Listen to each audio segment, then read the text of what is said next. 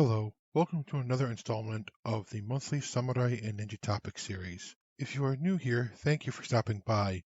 If you are not new, thank you for coming back.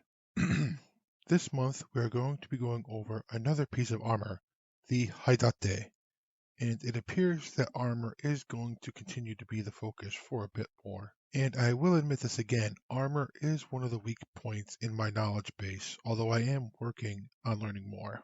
So please go ahead and check out the other videos in the playlist, which will be linked in the description, and the channels of Samurai and Ninja History, the Shogunate, the Samurai Traditions of the Tada Genji. All of their channel main links will be in the description as well.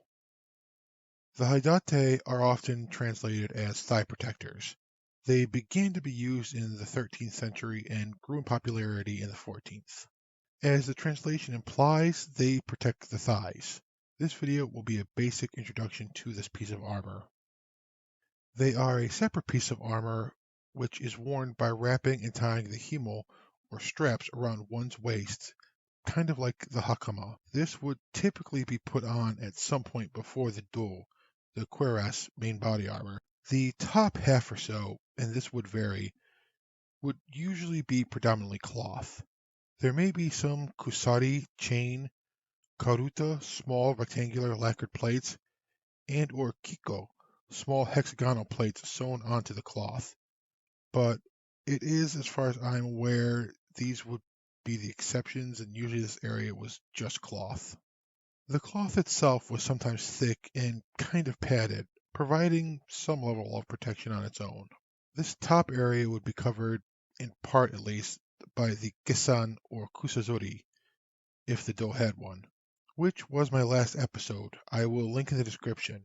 But if I did it right, there should be a card or a link or something like that at the end screen at the end of this video. The bottom half or so would be the main armor portion of the Haidate, using the same types of materials just mentioned above, like the kusari, karuta, kiko, and such, that would be sewn onto the cloth. Karuta and kiko could have been made out of metal or hardened leather and then lacquered.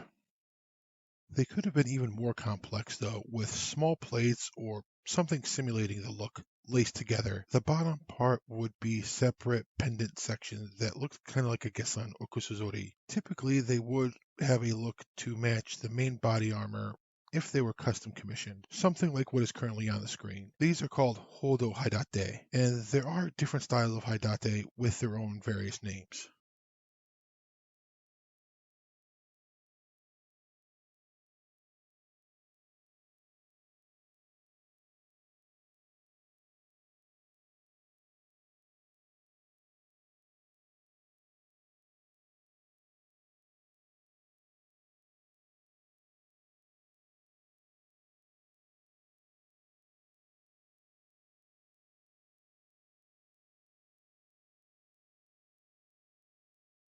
If they were custom made and properly fitted, the Haidate should go down to one's knees. At that point, the Suneate, or greaves, would, in theory, take over leg protection, at least partially.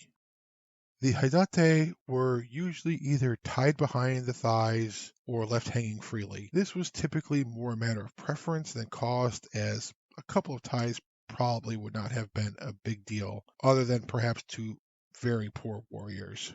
There certainly were cases in which warriors did not wear Haidate. This was either due to the lack of being able to afford them, or procuring them in other ways, or a conscious choice not to wear them. Perhaps they preferred more freedom of movement over the protection they would provide. Perhaps they wanted less weight. It depended. Especially as fighting on foot became more frequent, there may have been times when the same warrior chose to wear them and other times he did not. This has been another very basic introduction to a piece of samurai armor, but I hope you liked it and found it to be informative. As I've mentioned before, I do plan on making more in-depth videos in the future about armor. If you did, please consider giving it a like and subscribing. Please also look at the playlist and check out the other channels there. As usual, social media links are in the description as well. I hope to see you in the next video, and until then, take care.